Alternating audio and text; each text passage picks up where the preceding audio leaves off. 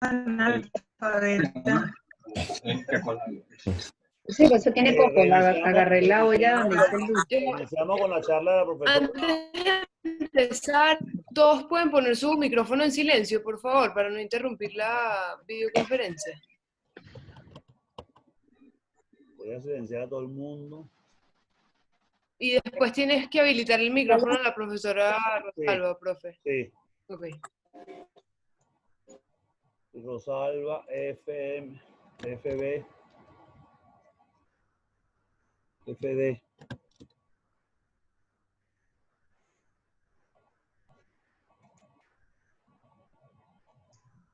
Rosalba, ya estás. Voy a habilitar a Tamayo. Ya estoy lista. ¿Estás hablando? ¿Me oyes? Rosalba. Sí, ya te escucho. Ok, ya estamos lo que podemos hablar. Está María Alejandra Tamayo y mi persona con el audio y tú. Entonces le damos continuación a la charla que nos viene dando la profesora Rosalba Urosa, docente de la Cátedra de Salud Pública, Departamento de Medicina Preventiva y Social, Escuela Luis Racetti, la Facultad de Medicina UCB, dando la hora. Rosalba, por favor, continúa con tu charla sobre pruebas diagnósticas y COVID-19. Adelante. Ok, sigamos entonces. Próxima. Próxima. Nada. Debe ser que se tarda un poquito en cambiar, profe. ¿Ya? Ahí está. Ya. Bueno, esta luce muy complicada, pero vamos a irla viendo por partes. Esta es una lámina que integra todas las pruebas importantes que vamos a ver ahorita. Y aquí está la línea del tiempo en semanas. Aquí vemos el momento de la exposición al COVID, el ingreso del COVID al organismo, o sea, la infección por el SARS-CoV-2, que ocurre y ocurre un periodo de incubación de 2 semanas antes de que aparezcan los síntomas que están marcados con esta línea de puntos.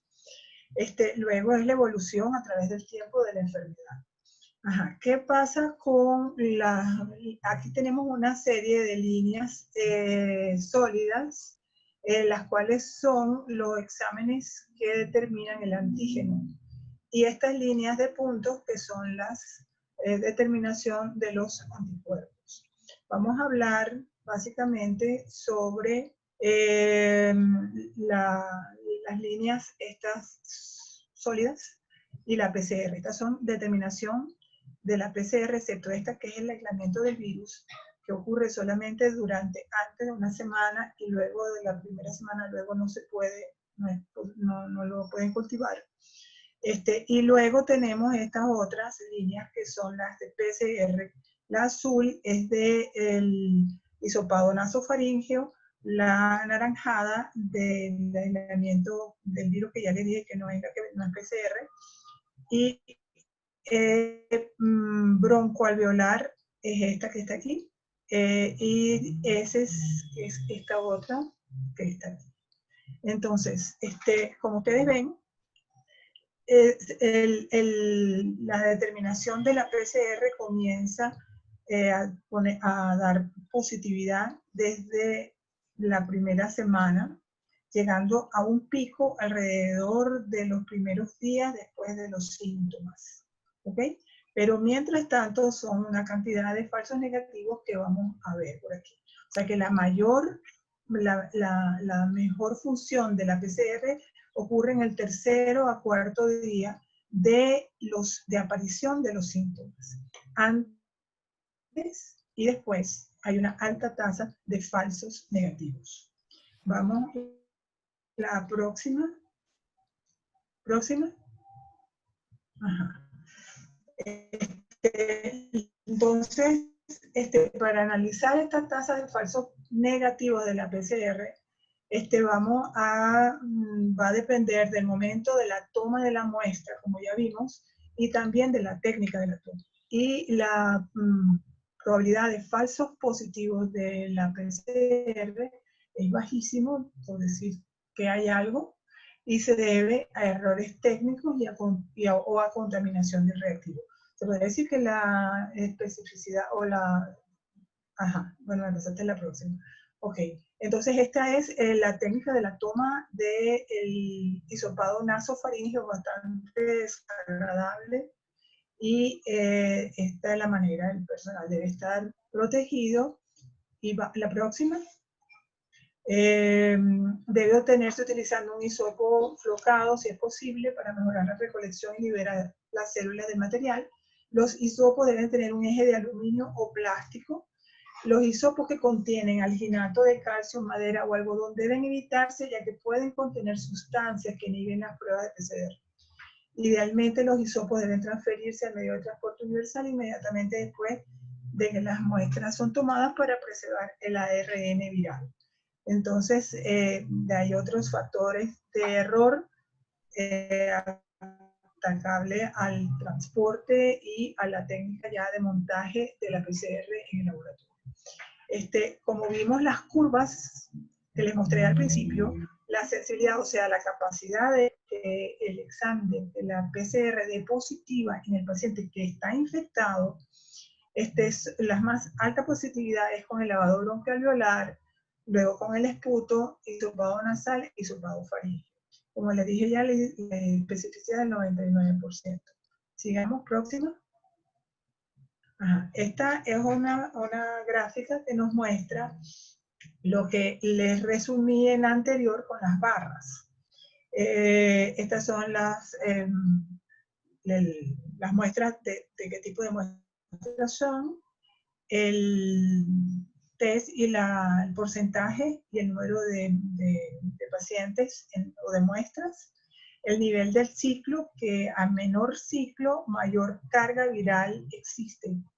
Y estos son el rango y el intervalo de confianza. Simplemente nos vamos a dar cuenta aquí que lo que les había puesto, el 93% de lavado broncoalveolar, la fibroscopia 46%, el esputo 72%, la nasal 63%, el faríngeo 32%, el de heces 29% y sangres el 1% y la orina es ninguno. O sea, como ustedes ven, las muestras de orina y sangre son muy malas para encontrar PCR positiva.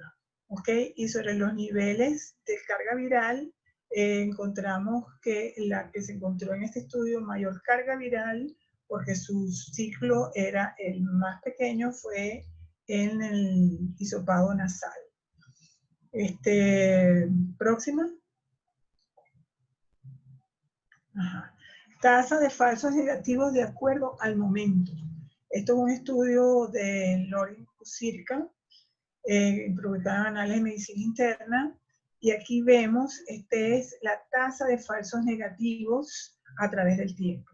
En el día 1 de la infección es de 100%, se toma una PCR en ese momento y 100% de las muestras van a ser PCR negativos.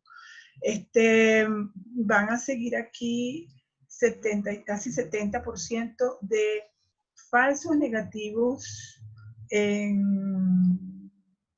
un poquito antes de empezar los síntomas, ¿no? Casi, aquí dice, alrededor del 70% de falsos negativos, probablemente 1 o 2 días antes de empezar los síntomas. Esto es importante porque esto se reconoce como el periodo máximo de transmisibilidad. Y en el periodo máximo de transmisibilidad tenemos que la PCR solamente identifica adecuadamente el 25% de los pacientes. Entonces, tener una PCR negativa en este momento no nos dice mucho, nos da una falsa seguridad. La tasa de falsos negativos disminuye. El punto de su nadir sería alrededor de los 7 días en esta gráfica. O sea, en la primera semana de los síntomas, o sea, a los 3 o 4 primeros días de los síntomas es cuando el funcionamiento de la PCR es máximo. Y luego vuelve a subir la tasa de falsos negativos. Ya en este momento, al final, ya se utiliza la tasa de falsos negativos es útil para decidir el alta de los pacientes. Recordando lo que habíamos hablado de valor predictivo positivo, que va a depender, o sea, ¿qué hago yo? Esta es la probabilidad post-test después de una PCR negativa. Cuando nosotros tenemos la probabilidad pre-test, por ejemplo, de 5,5%, que es la más baja, que es la de esta de abajo, la probabilidad pre-test de enfermedad se mantiene en estos niveles. Cuando nosotros tenemos una probabilidad pre-test de 44%, entonces la curva de positividad o de probabilidad de enfermedad, entonces aumenta muchísimo más que cuando tenemos una probabilidad pre-test baja de enfermedad. Entonces, como ustedes ven, la probabilidad que yo le dé a un paciente de estar enfermo antes de hacerle test es muy importante para entender el test. Es importante si el paciente tiene clínica, si tiene contacto, etcétera, que es lo que me va a dar la interpretación adecuada. Entonces, la conclusión de esto es que se debe tener cuidado al interpretar las pruebas PCR negativas para la infección por SARS-CoV-2, particularmente al comienzo del curso de la infección, cuando se usan estos resultados como base para eliminar precauciones destinadas a prevenir la transmisión en curso.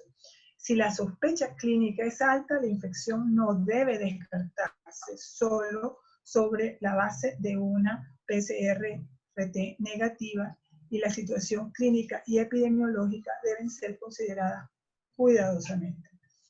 Eso siempre es así para cualquier examen, pero en este momento con la PCR, que es lo que nos ocupa, y traduciendo los problemas que trae bajar la guardia, pues es muy importante tener eso en cuenta.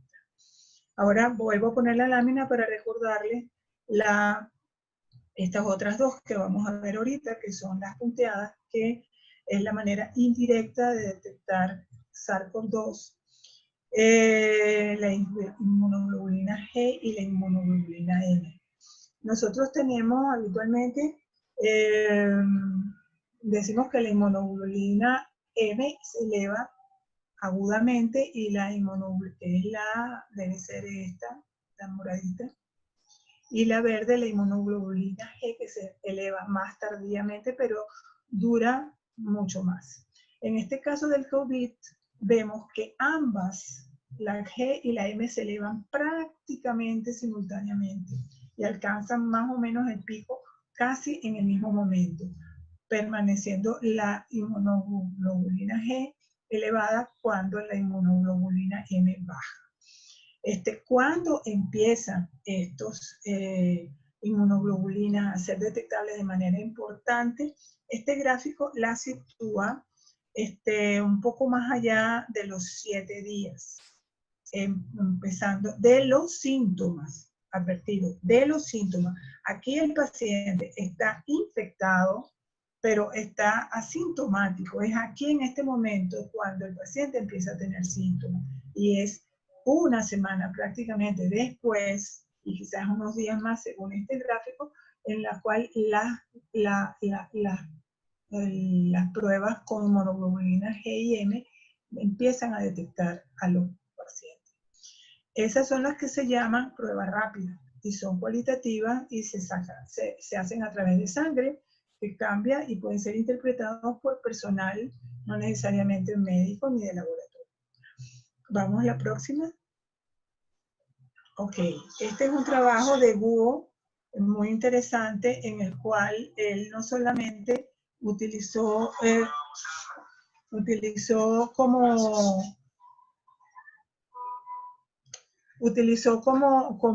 positivos no solamente a los pacientes con PCR, que podían tenerlas en un momento u otro determinado de su evolución, sino también los pacientes con alta sospecha, ya sea por clínica, contactos, radiología,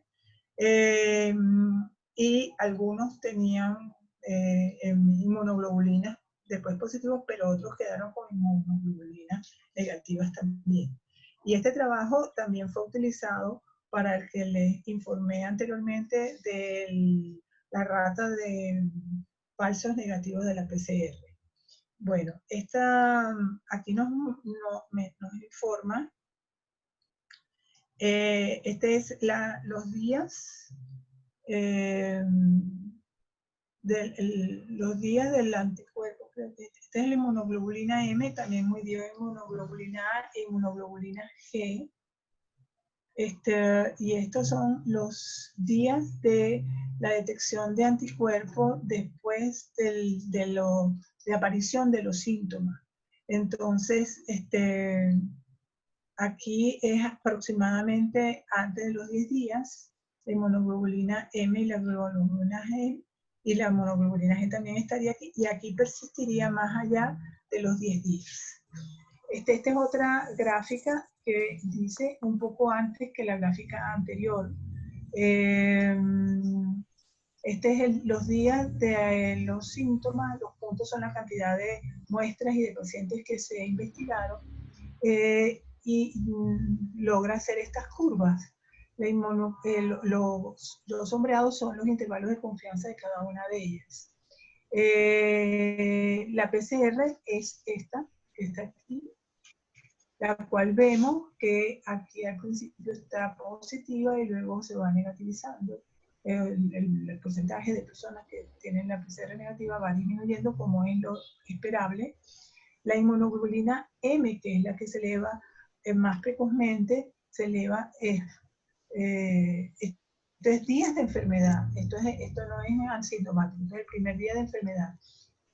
Bueno, ¿puede ser el anterior? Ajá. Ok, entonces sube de estando, estos son los niveles de la inmunoglobulina M, y este es los de la inmunoglobulina G.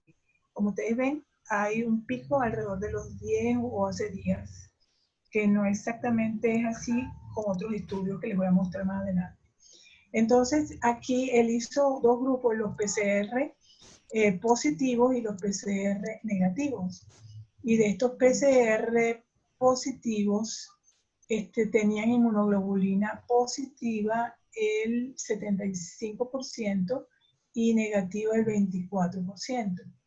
Y de los PCR negativos, 93% con 690. Esto es explicable porque en la medida que la PCR va bajando, como se ve aquí, en este momento van subiendo las inmunoglobulinas y se puede complementar el trabajo de una PCR negativa con unas inmunoglobulinas positivas.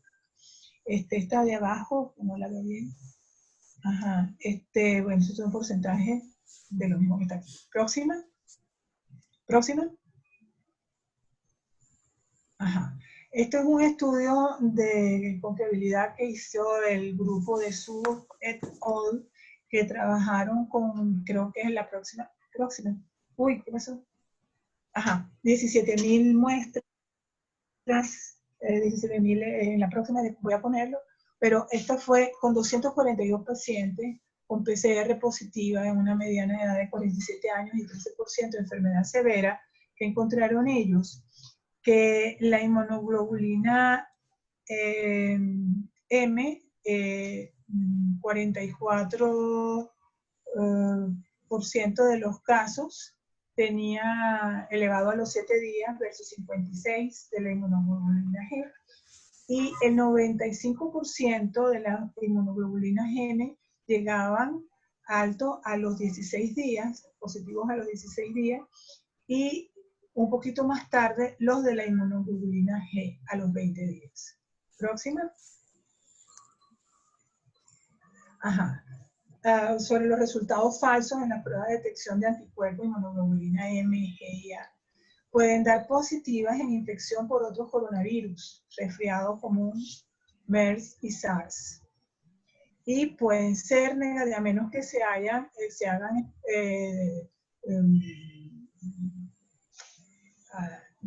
reactivos que sean más específicos.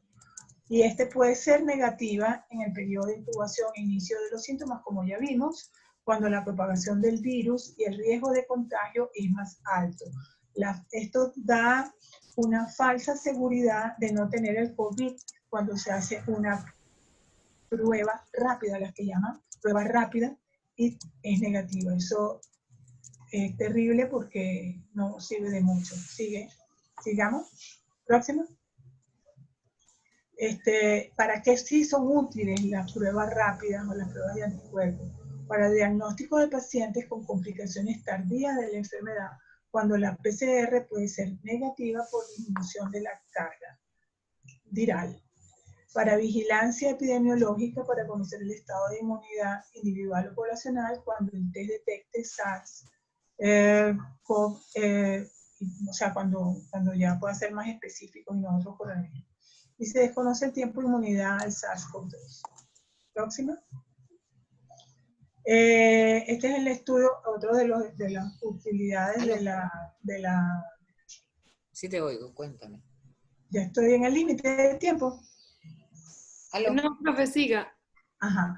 La seroprevalencia es otra de las utilidades de estos ¿Aló? ¿Perdón? anticuerpos. Y este es en el estudio que les había nombrado anteriormente, de Su et al., que sobre 17.368 sujetos investigados encontraron una prevalencia de positividad a la inmunoglobulina, me imagino que, no sé si G o M a las dos, de 3,2 a 3,8 en la población de Wuhan, en pacientes que habitualmente estaban en el hospital, como los pacientes de hemodiálisis, 3,3%, y en el personal de salud, que lo probaron en 4.384, encontraron 1,8% de prevalencia de estas inmunoglobulinas. No sé, sigamos. Próxima. Y este es un cuadro que resume los usos y para lo que sirven las cuestiones estas, las pruebas. Entonces, ¿para qué utilizamos? Para screening durante el periodo de incubación y asintomático, para diagnóstico en la enfermedad, para determinación de propagación viral en la fase de convalescencia para decidir aislamiento, y en vigilancia epidemiológica, como les mostré el último. Estos son los exámenes que están nombrados aquí, como es la PCR real time o ensayos de test de aumento del ácido nucleico. Este es el mismo hecho in situ, la detección de antígenos in situ. Ese sí sería una prueba rápida de detección, y la serología inmunoglobulinas y globulinas GIM, que fueron las que hablamos. Este examen, que es la PCR o la molecular, todo esto lo que va a decir es que no hay suficiente, es desconocido o valor predictivo negativo insuficiente. Por lo tanto, no sirve para descartar la enfermedad. Esto ocurre lo mismo aquí, tanto en la fase de screening, de la parte de asintomáticos, como en la fase de convalescencia. Y resulta que todos los tests que tenemos y de los cuales hemos hablado, básicamente sirven en la fase de enfermedad. Las inmunoglobulinas GIM vuelven a repetir que son probablemente falsos negativos en la etapa temprana, probablemente falsos negativos en la etapa temprana de enfermedad. Típicamente no refleja la enfermedad en la parte de convalescencia, y epidemiológica sirven para survey cuando sean más específicos. Y bueno, con esto creo que concluimos. Muchas gracias. Bueno, muchísimas gracias a la doctora Rosalba Urosa. Muchas preguntas por hacer, pero vamos a darle paso ahorita a la doctora Jazmín Mijares. ¿Me escuchas, Jazmín? Sí, sí te escucho perfectamente. Bueno, entonces voy a compartir la pantalla contigo. Ok. Vamos a ver. Dame un segundo. ¿Qué hago? ¿Qué tal, Luis? Ya va.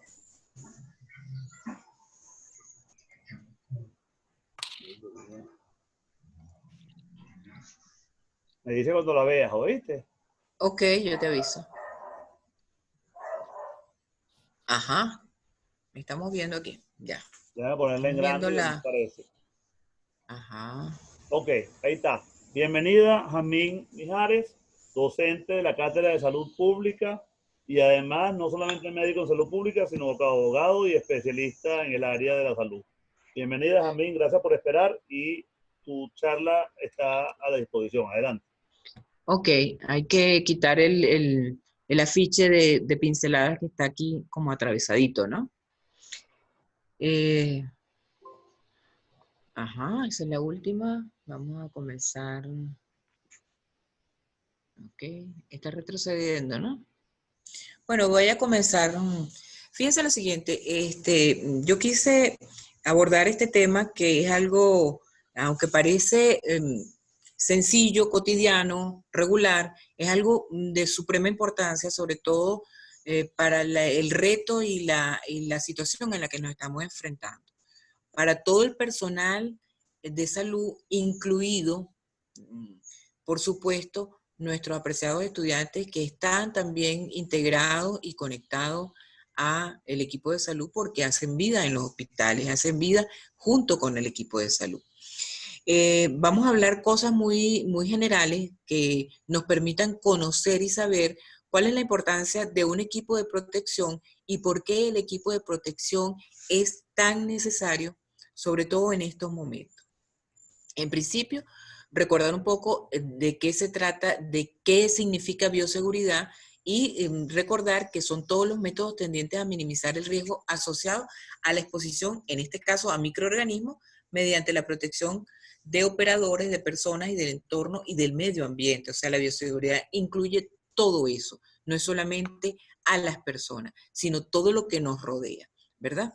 Y todo aquello con lo que nosotros nos conectamos. Va a involucrar también técnicas de laboratorio, equipos de seguridad y diseño de instalaciones. Siguiente. Ok. ¿Qué objetivo tiene? El objetivo es de proteger a los usuarios, de prevenir y asegurar estudios experimentales, porque acuérdense que también que cuando están trabajando se utilizan trajes y equipos de protección o algún procedimiento clínico que se esté realizando, y contener y controlar todos los agentes infecciosos que pudieran causar algún daño a la salud o algún problema para algún procedimiento o proceso que estemos realizando. Próxima. Ok. Todo esto está contenido, por supuesto, con bases legales, ¿verdad? En normativas especiales, tanto nacionales como internacionales. La normativa internacional más conocida y referida es la de la Administración de Seguridad y Salud Ocupacional, la OSHA 18000, la ISO 9000, la Constitución de la República Bolivariana de Venezuela, en diversos artículos, ¿verdad? La LOCIMAT, que es muy conocida y muy mencionada, de unos años a esta parte para la protección en cuanto a los riesgos laborales a los que se enfrentan los trabajadores. La ley sobre sustancias, materiales y desechos peligrosos, ¿verdad? Todo aquello que vamos a desechar y que vamos a trasladar y a eliminar, el reglamento de condiciones, higiene y seguridad y las normas COVENI. Allí están contemplados en su diversos articulados todo lo que está dirigido a la protección de las actividades laborales y los equipos que deben utilizarse, que debe garantizar el empleador para que las personas que trabajan en los diferentes ámbitos tengan protección a su salud.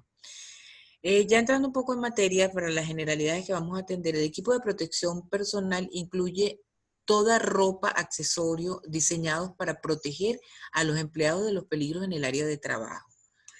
Ese equipo no debe reemplazar los controles, ni los procedimientos, ni los protocolos de seguridad que están diseñados, ¿verdad? Y que deben ejecutarse o ponerse en práctica ante cualquier eventualidad o en la cotidianidad de cualquier proceso.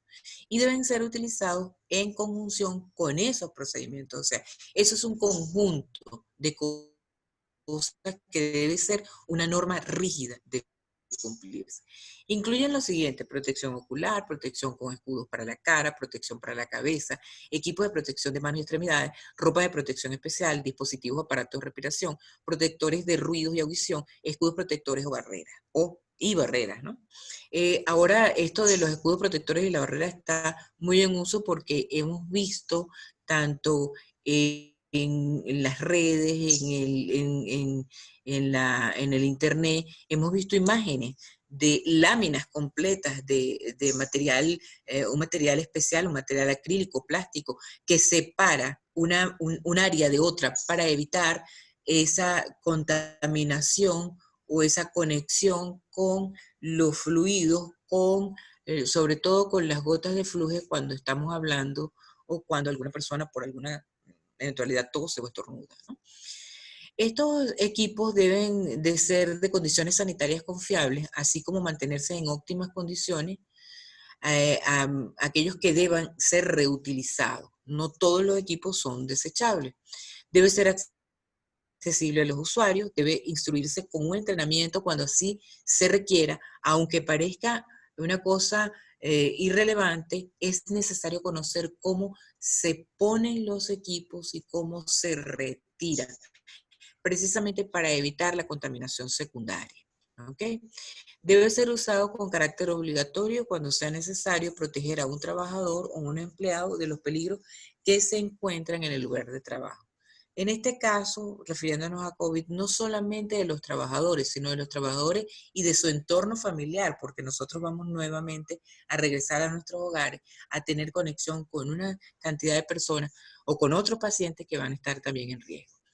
Debe proteger contra procesos o peligros ambientales provenientes de la exposición de sustancias químicas o materiales peligrosos. Esos son los más conocidos y utilizados hasta ahora. Todo aquel que ha trabajado o ha tenido la oportunidad de trabajar con materiales peligrosos ha podido conocer algo de los trajes de protección y de los equipos de protección. La exposición a radiación, las exposiciones a temperaturas extremas, los irritantes mecánicos, agentes físicos y la exposición a agentes biológicos. Ok, próxima, por favor. Ajá. ¿Estos peligros cuáles son? ¿Qué pueden lesionar? Pueden lesionarnos o lastimarnos a través de qué? De la absorción, de la inhalación o del contacto físico. Y bueno, aquí estamos, creo que con esta enfermedad, esta nueva eventualidad que tenemos en el mundo, vamos a estar expuestos de esas tres maneras. Vamos a inhalar cuando eso esté en el ambiente, vamos a absorberlo de alguna manera si estamos en un contacto mucho más cercano, y el contacto físico o compartir el aire íntimo, que es lo que llamamos esa cercanía, también nos pone en riesgo. Ajá.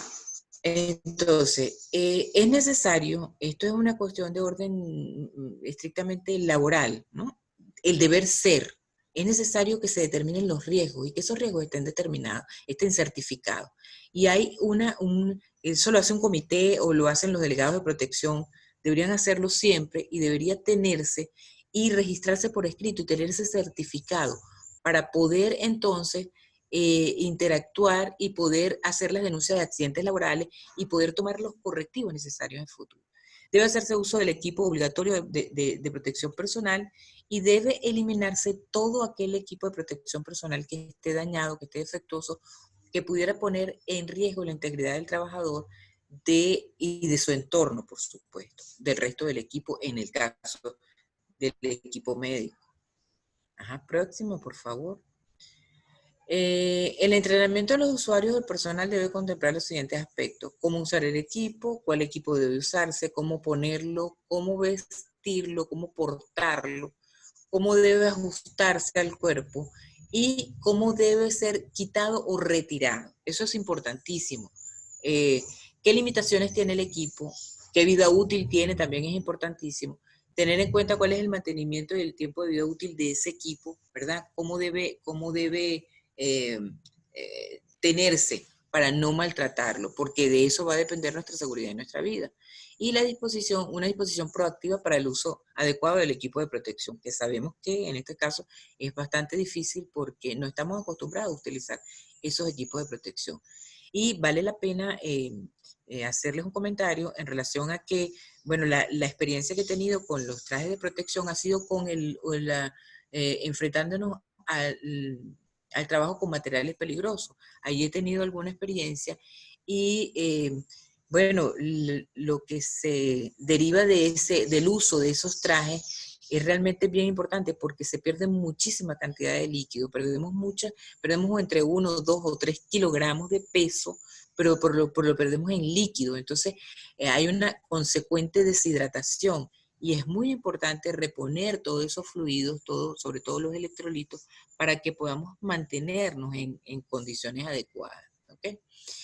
El equipo de protección incluye toda ropa, accesorio de trabajo como guantes, lentes, casco, caretas, zapatos, respiradores, cubrebocas, protectores auditivos, batas, delantales, botas y gorros, petos, barreras especiales como las que mencionamos. No debe reemplazarse por ningún control o procedimiento, ¿verdad? Esto ya es un resumen. Debe realizarse la determinación de los riesgos en el lugar de trabajo y esto debe ser documentado con el certificado de determinación de riesgo y debe ser proporcionado por el empleador. Sobre todo en estos momentos nosotros tenemos que insistir porque nuestros equipos de salud están en un riesgo muy elevado y eso ha tenido un costo importantísimo en vidas. No queremos que esto siga sucediendo y es necesario que exijamos eso como un derecho para poder nosotros brindar nuestra atención a quienes los necesitan. Próxima. Ok. Ese equipo debe estar en buenas condiciones, accesible a quien lo requiera en el momento oportuno, debe estar almacenado y guardado adecuadamente y el personal tiene que ser entrenado en su uso adecuadamente, tanto para el almacenamiento y el desecho. Esto que van a ver ahora son algunas láminas que nos muestran diferentes modelos de equipos de protección. Fíjense eso que están allí, que son encapsulados, esos son los trajes encapsulados y deben de contener un equipo de respiración externo, o sea, una bombona de oxígeno y lleva conectada una manguera porque si no ahí te asfixias, ¿no? Esos son yo he utilizado algunos para poder ingresar al área caliente donde se ha trabajado con materiales peligrosos, por supuesto, muy brevemente, porque ahí el tiempo de trabajo con esos equipos es de alrededor 20 minutos. No como estamos nosotros haciéndolo ahora, como hemos visto en esta eventualidad de salud, que bueno, pasan horas y pasan mucho tiempo el personal de salud expuesto. Este es un ejemplo fíjense que ellos se clasifican en tipo A, tipo B y tipo C. Doctora Jazmín, Perdón, disculpe, dime. doctora Jazmín. Tenemos ya, se va a cortar la charla. Ok. Volvemos a la próxima para finalizar la tuya, si puedes ahorita, si no, cerramos con la tuya y va preguntas y respuestas. Disculpa. No te preocupes, no te preocupes. Adelante, Si quieres seguir, vamos a ver algunas láminas donde van a poder apreciar algunos de los trajes de protección que se están utilizando. Okay. Si pasan las láminas, entiendo